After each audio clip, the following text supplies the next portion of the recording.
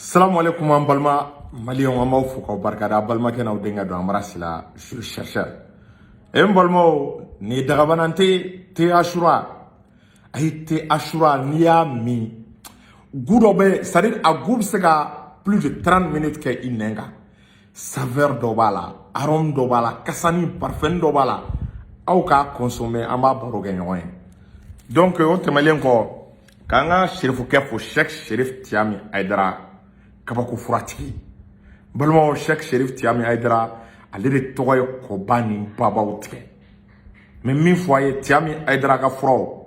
kabako furaw de don a ka ɲi furudimi tension diabète rendimi kɔdimi ala ma mɛn u ye prix belebeleba de di Cheikh Cherif Tiami Aidara ma k'a ka fura ninnu ka ɲi diɲɛ don o don mɔgɔ hakɛ mɛ ne wele ko n ka Tiami ka numéro d'u ma n t'a da dɔn donc Tiami ka numéro ye n'i bɛ fɛ ka fura in san a ka numéro ye 84 63 06 17 84 63 06 17 84 63 06 17 donc n'i y'o Kongo i ni Tiami bɛ ɲɔgɔn sɔrɔ k'an ka belebele an ka kutubu an ka waliw Sɛku Lasana Kanɛ belebele a dalen bɛ Segu a tɛ taa a tɛ mɔgɔ ci wa a mago tɛ sa Mali ko a problème n'a gɛlɛyara wallahi a bɛ taa ɲɛnabɔ ale de fɛ yen Lasana Kanɛ kɛra anw ma tile de ye an bɛ wagati min kɔnɔna la balimaw c'est à dire baji jabali b'an bolo n'o ye Lasana Kanɛ a ɲini a ka taa aw min baji in na yan'a ka ja donc o tɛmɛlen ka Cheikh Sala Kanjalo Dilikaw ka fierté ale de fa ye Segu Dawuda Kanjalo fo yan fo Tubakura n'i ye olu ka famille fɔ i kunna wololen don i ti malo parce que k'a daminɛ Mohamadu Abdulaye Chadu ka se Deli Umu Sidi Moribo Kane ka n'a bila Cheikh Sala Kanjalo jigiw ma tiɲɛ ala ka maa ɲumanw bɛ u ma ban Morikɛ tɛ une semaine kɛ Mali kɔnɔ o tɛmɛlen kɔ an bɛ an ka partenaire filanan Damsa Sinafɔkɛ ka fura n balimaw a ye Sinafɔkɛ ka fura ɲini dɛ a ye Damsa ɲini a ka Damsa consommer bloku tɛ yiri la dɛ farafin yiri bloku t'a la donc an ka Sinafɔkɛ ka fura a ye nin kuma lamɛn Sinafɔkɛ ka fura kan nin ye Damsa fura de ye a ye nin lamɛn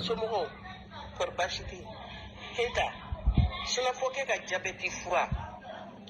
nin fura in ye halala ye dɛ fura in ka ɲi fo k'a fɔ ko fura in ka ɲi wallahi fura in ka ɲi fura ye mun ɲɛlen ne de b'a dɔn ne tun tɛ sunɔgɔ sufɛ n bɛ sunɔgɔ ne tun tɛ dumuni kɛ sisan ne bɛ dumuni dɔw kɛ ayi ne bɛ daraka dun n bɛ tilelafana dun fura fana kɔni kɛlen don k'o to yen nin jabɛti fura in ala de b'a dan dɔn n'o tɛ jɔn tɛ se k'a dan dɔn o tuma ne bɛ min fɔ aw ye halisa aw y'aw banba kan ala ka si ni kɛnɛya d'aw ma ala k'aw bolo mɛn a la Sinafɔkɛ ka jabɛti fura in halala don dɛ jeli min bɛ ne na ne jeli jara wa fɛnɛ kɔnɔboli dɔ tun bɛ ne na jabɛti fɛ su o su ne tun bɛ fɔɔnɔ fajiri o fajiri a y'o jɔ a ye kɔnɔboli nɔgɔya pewu k'a fusaya ne ma yɛrɛ de a bɔra ka nin fura mɛn Damsa kan n'o ye Sinafɔkɛ ka fura ye kɔfɛ n b'ale fana ka numéro di aw ma ni y'anw ye ka mɔgɔ o mɔgɔ ka fura commentaire kɛ an ye tiɲɛ de ye a kɔnɔ an ye lakika de ye parce que anw ka crédibilité ka gɛlɛn an ma mɔgɔ caman bɛ anw wele k'an ka kuma ka fura kan an tɛ sɔn mais n'an ye tiɲɛ yɔrɔ ma an bɛ kuma o kan an kunna wololen donc balimaw ka Segu autorité morale Gise a ka foli belebele bɛ a ka Mali kanu n'a ka cɛsiri ka Tijani Koyita fo n'o ye Segu jelikuntigi a ka foli belebele bɛ yan est-ce que i y'a faamu donc balimaw an bɛ don an ka sujet kɔnɔna la an y'a ye CEDEAO bɛ ka janfa dɔ labɛn Burkina kama parce que CEDEAO bi a ɲɛ bɛ Burkina bɛ ka commencer ka i yɛrɛ sɔrɔ CEDEAO ɲɛ bɛ Burkina bɛ ka commencer ka minɛn sɔrɔ a bɛ ka armée Burkina bɛ ka se terroristes la an bɛ wagati min na CEDEAO ɲɛ bɛ Burkina ni Mali bɛ k'i tɛgɛ di ɲɔgɔn ma o tɛgɛ di ɲɔgɔn ma kɔnɔna la Burkina ye Russie ka sira sɔrɔ bi Burkina Ibrahima Traoré n'o ye Burkina masakɛ ye Burkina bɛ o a y'a fɔ dɛ a tɛgɛ bɛ Poutine tɛgɛ de bolo direct contact direct Assimi y'a ni Poutine tɛgɛ di ɲɔgɔn ma bi Burkina président ni Poutine de bɛ kuma da ni da téléphone b'u cɛ conversation b'u cɛ Poutine ye mɔgɔ de bila ka na spécialement ka na invitation ci Ibrahima Traoré ma a kɛ man di k'o kɛ chef d'état la dɛ a y'a kɛ chef d'état fɔlɔ min na o de ye Assimi Goïta ye a y'a kɛ chef d'état filanan min na o de ye Ibrahima Traoré k'a bɛ fɛ u sen ka ye sommet Afrique Russie sinon o ye tɔw invité o ka ministre des affaires étrangères de ye invitation ci mais Poutine yɛrɛ de bolo ka lettre rédigée a ka signature ka invitation ci Assimi Ibrahima Traoré ma donc CEDEAO ɲɛ bɛ o fɛn min na Burkina bɛ k'a yɛrɛ sɔrɔ France de ye CEDEAO bila mission na ka pression kɛ CEDEAO kan ko CEDEAO de ka taa est-ce qu'il y'a faamu Ibrahima Traoré fɛ yen ka taa yira Ibrahima Traoré la ko k'a k'i tɛgɛ bɔ Russiw bolo k'a k'i tɛgɛ bɔ Wagner bolo ko CEDEAO yɛrɛ bɛ Burkina dɛmɛ a ka sécurité la ko CEDEAO bɛna Burkina dɛmɛ terroristw kɛlɛli la a b'a dɔn Embalo da de tilala la a yɛrɛ da bɔra ni gundo ye o tɛ se ka gundo mara o n'i bi janfa la ni jamana fila barika min bɛ Mali ni Burkina kɔ n'i ma fara ninnu na i bɛ malo janfa la a ka kuma la a ko Burkina masakɛ k'i hakili sigi k'a ka hakili sigi k'a ye kuma o kuma fɔ ko dɛmɛ ko ka dɛmɛ ta k'a ɲɛsin u ma ko CEDEAO k'u dɛmɛ terroristw kɛlɛli la ko CEDEAO pɛrɛlen don ko CEDEAO bɛna dɛmɛ de Burkina ma u ka terroristw kɛlɛ a ɲɛ bɛ janfa la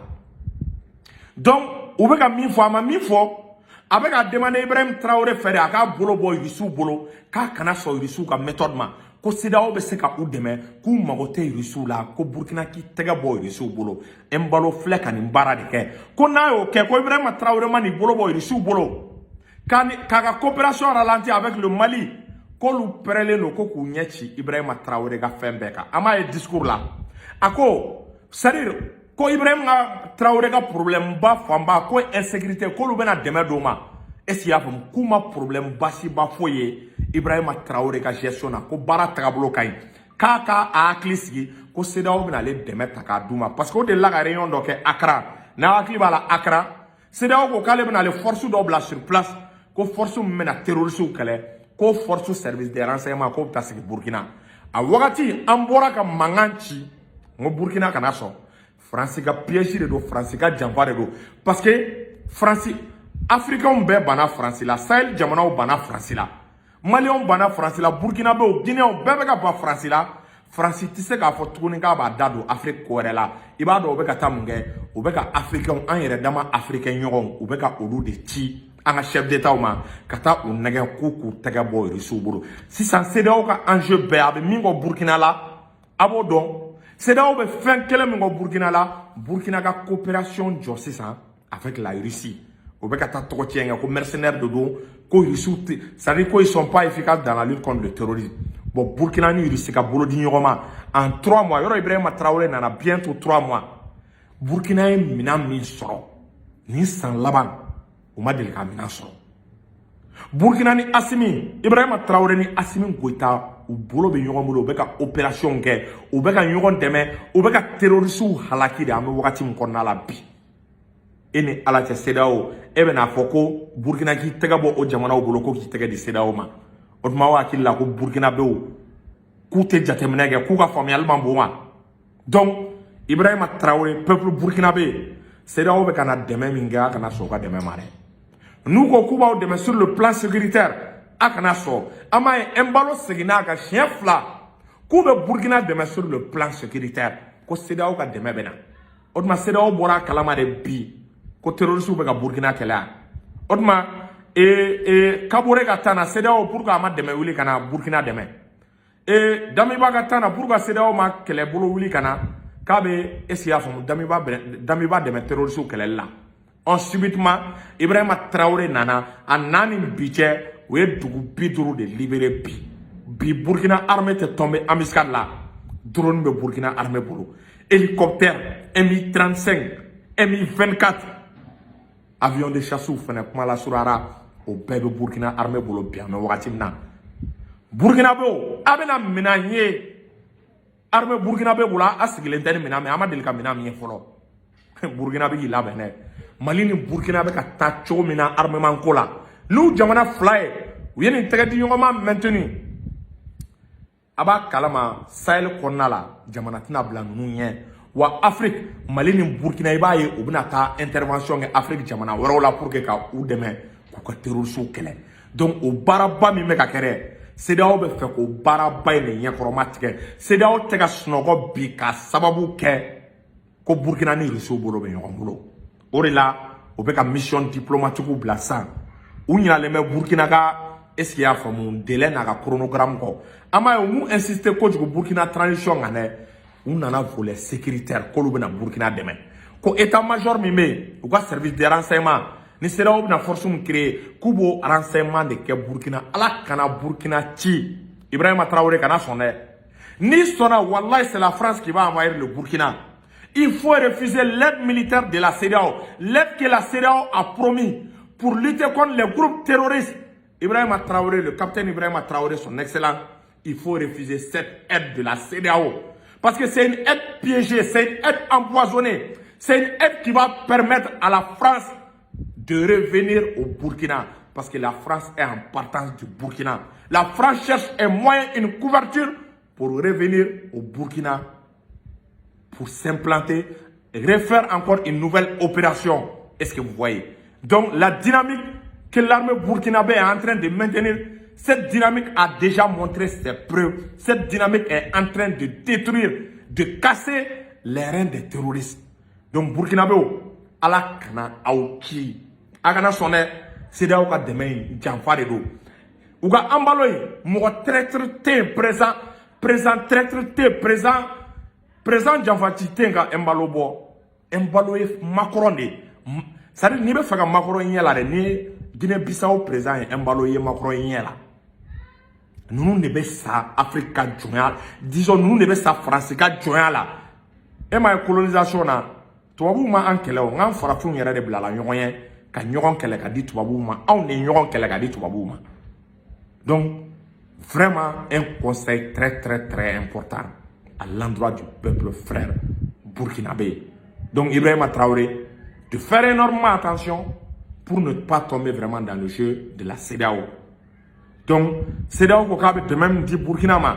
ko ka terroriste kele ay bandemena a fo CEDEAO kaka ka deme takata di Nigeria ko Boko Haram me ka Nigeria toro ku ka ta Nigeria deme kabe deme minge kaka deme ke ka mauvaise gouvernance kele ko CEDEAO ko na be deme ke kaka deme ke ko ka troisième mandat kele. La CEDEAO doit plutôt se soucier vraiment de lutter contre le troisième mandat, de mettre sur pied une force capable de lutter contre le troisième mandat, les changements, les tripatoillages de constitution, et non de lutter contre les terroristes. On a créé le G5 Sahel, ça a donné un résultat zéro. On ne va pas encore recréer d'autres forces. Est-ce que vous voyez? Et vraiment, pour ne pas s'aimer vraiment le désordre, le chaos dans le Sahel. Donc, salam alaikum.